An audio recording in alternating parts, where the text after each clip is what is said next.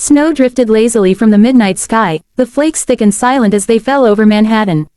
From the corner office on the 42nd floor of Ward Tech Tower, Ethan Ward watched them, one hand wrapped around a tumbler of whiskey that had long since lost its chill. The city glimmered beneath him like 1,000 tiny stars, but to him, it looked cold, detached, much like the life he'd built. He told himself he didn't mind spending Christmas Eve alone. He told himself that work was enough, that it was better to be successful and solitary than distracted and sentimental.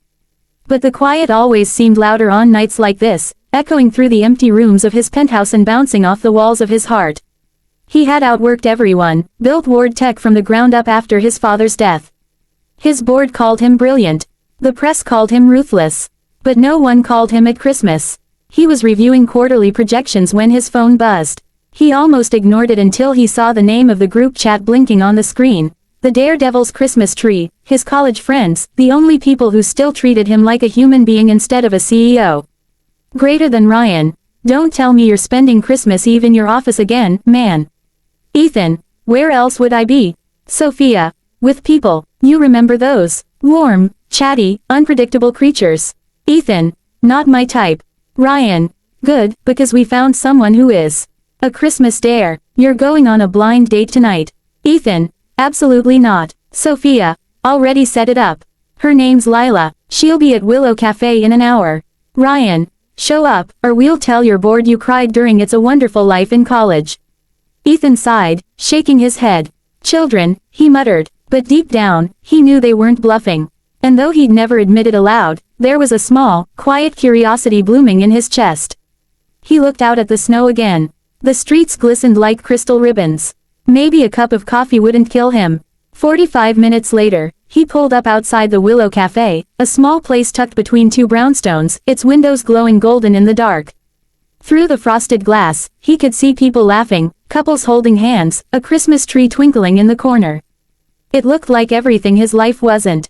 He stepped inside, brushing snow from his coat, and scanned the room. His eyes landed on a woman sitting near the window. She wasn't dressed to impress. No sequins, no high heels, just a red coat, a cream-colored scarf, and a book resting beside her untouched cup of cocoa. Her auburn hair fell in gentle waves, and when she turned to look at him, her eyes, green, clear, steady, met his with quiet curiosity. He approached slowly. Lila. She smiled, a soft, genuine curve of her lips. Ethan, right, the man who had to be dared to show up. He blinked, caught off guard. You knew. She tilted her head. Your friends messaged mine. Apparently, we're both victims of holiday peer pressure. He couldn't help a faint chuckle. Great, so we're equally miserable. Speak for yourself, she said lightly. I actually like meeting new people. Even the grumpy ones. Her playfulness surprised him. He sat down across from her, studying her for a moment. She didn't seem nervous, or interested in impressing him. She seemed at ease. So, she said, stirring her cocoa, tell me something about you that has nothing to do with business. He smirked. That might take a while. Then good thing we've got cocoa and snow, she replied. He hesitated, fingers tapping the table. I used to play piano. Stopped when I was 16. Why? He looked down. My father thought music was a distraction. He said focus builds empires. Lila's expression softened. Did you like playing? He gave a faint smile. More than I realized, I think. Then maybe your father was wrong, she said gently. Empires don't always need walls. Sometimes they need windows. He looked at her, struck by the simple truth of it. He couldn't remember the last time anyone had spoken to him that way, without fear, without agenda. What about you? He asked. What made you say yes to a Christmas dare? She grinned. My roommate's fault. She said I was too busy working at the community center to actually live my life.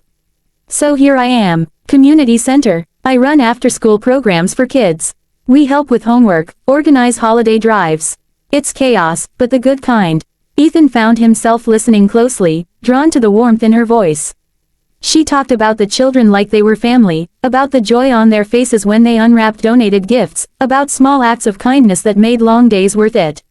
He hadn't realized how long they'd been talking until the waiter came by to tell them the cafe was closing. The world outside had turned into a white blur. Lila glanced at her phone. Wow, it's almost midnight. He looked out the window with her. The snow sparkled under the lamplight. Guess that makes it officially Christmas. Would you believe this is the first time I've been out on Christmas Eve in 5 years? She said softly. He raised a brow. Why's that? After my parents passed, I sort of stopped celebrating. It felt strange, you know. Pretending to be happy just because the calendar said so. He nodded slowly. Yeah, I know the feeling. For a moment, neither spoke.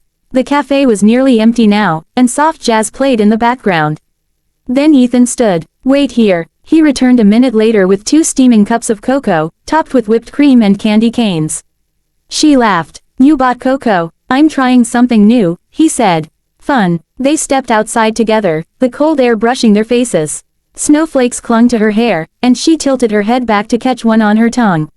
The sight made something tighten in his chest, something unfamiliar but not unpleasant. Thank you, she said quietly.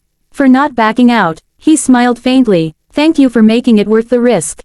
They began walking, her apartment only a few blocks away.